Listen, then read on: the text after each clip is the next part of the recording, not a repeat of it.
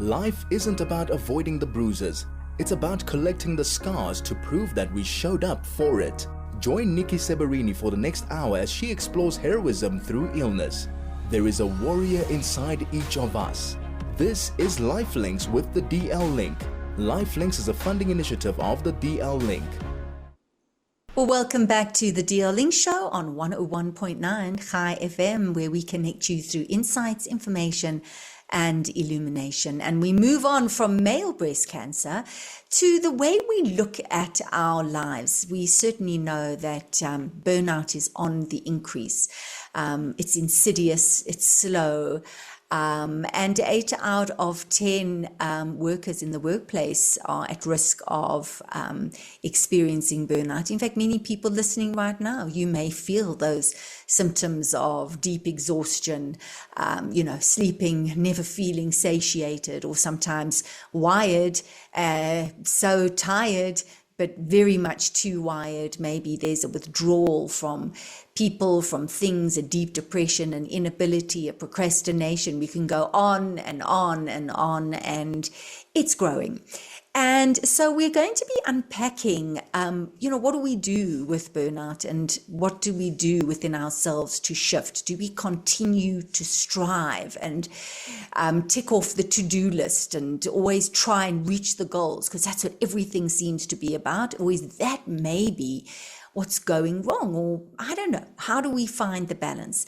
Penny Meniere, who's a marketing manager at Workshop 17, is going to be joining us, is on the line to talk about micro moments versus macro moments, and what is the difference, and where should we be playing? Where should we be? So Penny, welcome. Thank you so much for joining us. Yeah, thanks, Nikki. Thanks so much for having me on the show. It's great to be chatting about this. I think being in the workspace for in my 50s now, so it's been a long haul, and I've noticed a huge shift in the way we work and the way we do work. And obviously, being I don't want to say a culprit, but a member of the Burnout Club. 52, it's definitely prevalent, and more so as with the advent of AI and more sort of productivity hacks and tools that we find ourselves leaning into, and like we're waiting for our next what is our big moment coming up, and how do we achieve those? So we're seeing particularly being in that workspace solution provider, we see a lot of burnout, and we see it happening around us. And we talk about the micro moments, and just to give you kind of clarity about what is a micro moment. Really, in essence, it's a small, joyful in-between moment that we take for granted. And, it's a slither of joy that we find in our day-to-day grind. And then we look at, we're all sort of wanting to achieve or racing towards a macro moment, or a macro problem, as I like to term them. But the macro moments are really very few and far between. But we benchmark our daily lives on achieving these, whether we've got that promotion, or we got that raise, or we got the next big campaign that went out, or that huge accolade. And they're not moments that happen all the time. So we tend to kind of ignore the most important moments in our everyday lives, and those are the micro moments.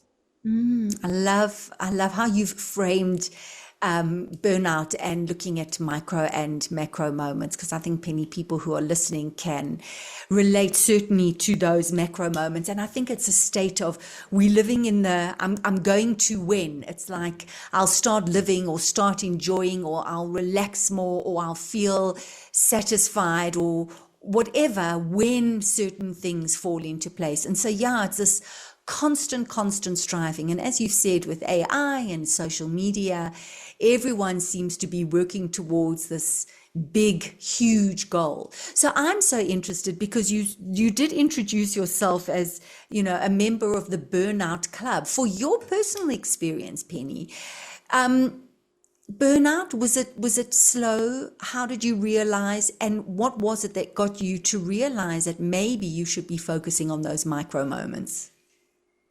I think there are a couple of catalysts, but one of the biggest ones was actually moving to a much quieter place in Cape Town. I'm from Cape Town. Yeah. And moving towards what I term as the lentil curtain.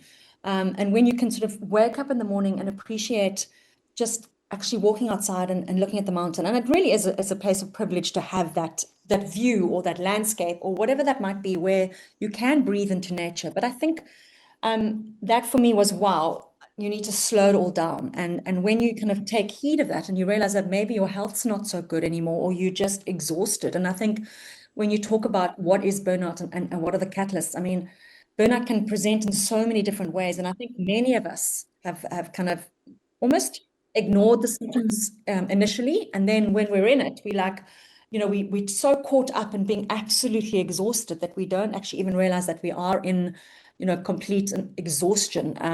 And it's the little things that I kind of feel pull us back to normality and pull us back to, and those are definitely the micro moments again. It's literally, you get it's finding the joy in, your team makes you laugh, and you kind of find yourselves doubled over at the desk laughing about something rather inane or not that important, but you find the joy in that. Or it's a colleague that pays you a compliment, and it's really not a big thing. But if we start living, I feel like, in the ordinary and in the everyday, less on autopilot, and we lean into these micro moments, it can actually make our everyday more bearable. And not that it's not bearable, but like, when you're stressed, you can get through that stress. Yeah, and when you are stressed, and certainly when you dealing with chronic stress, the issue is that to get the mind to slow down and enjoy the micro moments, that becomes the challenge, because of course you've got this mind that just doesn't keep quiet. And that's a huge part of the problem. So for you, Penny, you talk about being in Cape Town, beautiful, you see the mountain, and you're able to appreciate the mountain and acknowledge, how privileged you are. For the person who's listening right now, who says, listen, life is pretty tough. I have to work hard. I've got bills to pay. I've got things to do. I've got these responsibilities. What would you say to people? Like, what's kind of a first step in positively reminding themselves that there are these micro moments and just quietening the mind so that they are able to focus on them? No, you're absolutely right, Nikki. I mean, it's very hard once you're in it to say, okay, life, just slow it all down. But I think if you can stop waiting for those big moments, okay, because the most meaningful engagements really are around us. And if you can just try at some point in the day, and we've all got bills to pay, and you can say it's wonderful, let's go and walk on the mountain or the beach, and but in reality, absolutely, we have to take stock, but just trying to notice what's happening around you, trying to slow it down, and trying to take time in your daily hecticness. That, whether it is the team banter or a long overdue task that you've really been battling to finish, and you send that email, or it's the barista gives you a smile or a coffee art, and it's just trying to slow it down, trying to lean into the moment, trying to acknowledge, okay, I know I'm stressed. I know I've got so much on my plate. But if I can let some joy or a micro moment into my daily life, then, the magic can happen. Yeah. As you were speaking, I was thinking about how we want to integrate it into our normal everyday life, what we're doing. We don't want to have to think that we have to take time out to experience the micro things. And that's what I'm hearing you saying. And I just want to share, from a mindfulness perspective, they talk about experiencing something as if you're experiencing it for the first time. And can you bring a beginner's mind to a situation? And that in itself is challenging because, the brain works in a way where we have these habits, and then we have a way of seeing and experiencing things, whether that is what it is in that moment or not. That's become the habit. And so it's also about breaking the habits and breaking down to let me experience. You talk about the tea, the coffee, the walk, the person who's making you the coffee, the smile, and almost entering a space, if possible, with the beginner's mind. Has that ever worked for you? Have you ever heard of that concept? Absolutely. I think that's a great concept. And I think, even looking at the intergenerational workspace, we're all at completely different levels. If you look at the Gen Zs, they are obviously very connected to digital technology, and it's difficult for them to kind of disconnect from it. So they're at a different stage for having that new mindset, maybe even more open to it.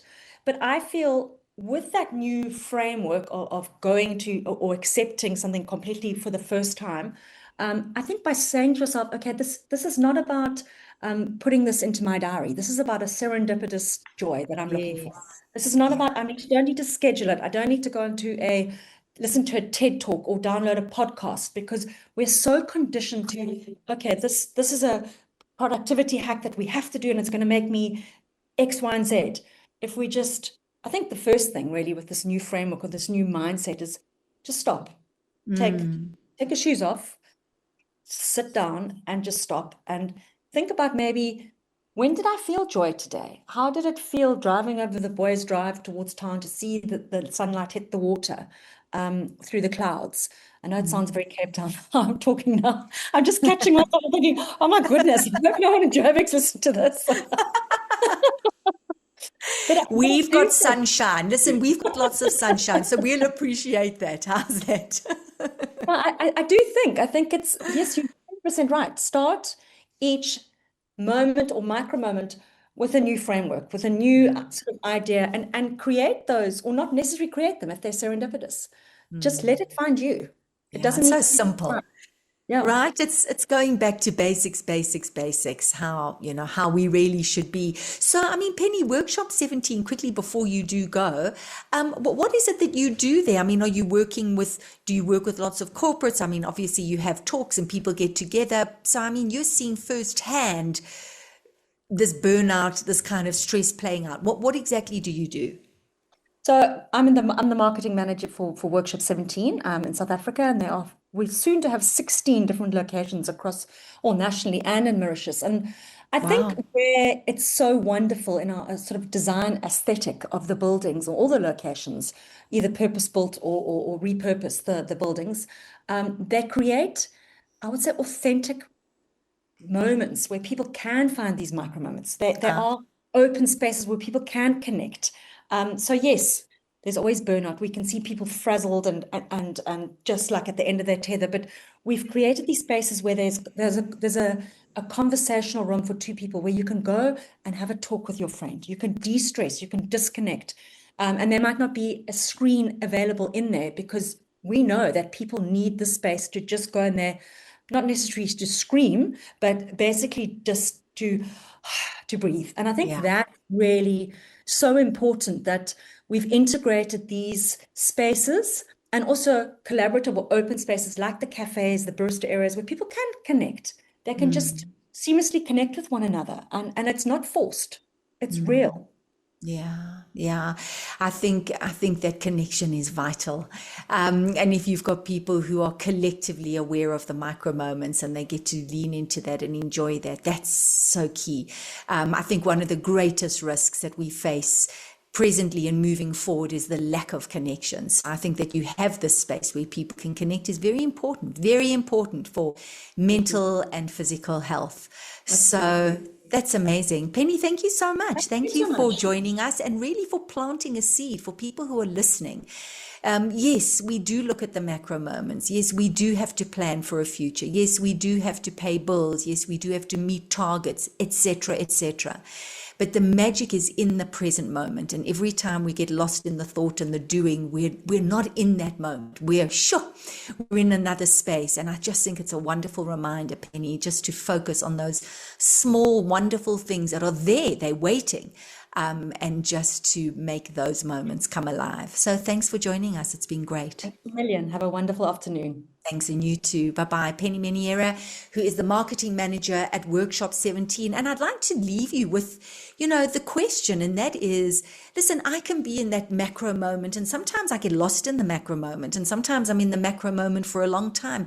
And I know how it feels. It can feel overwhelming, and it can feel incredibly constricting, and it can feel sometimes like I just need to escape. And when I am reminded, reminded to be in the moment, to, yes, look at the sun shining in the sky, or to look at the tiny little ant walking on the bricks in front of me while I'm sipping my coffee, instead of thinking what I have to do for the day, but really be in that moment. It literally makes all the difference. And so where do you spend a lot of your time? Is it the macro moments, or are you starting to really move into those macro moments? And hopefully this could be the first step, experiencing things with a beginner's mind. So I do hope that you have enjoyed the show. I have so enjoyed being with you. From me, Nikki Seberini, until next week, lean into those micro moments. Take care and goodbye.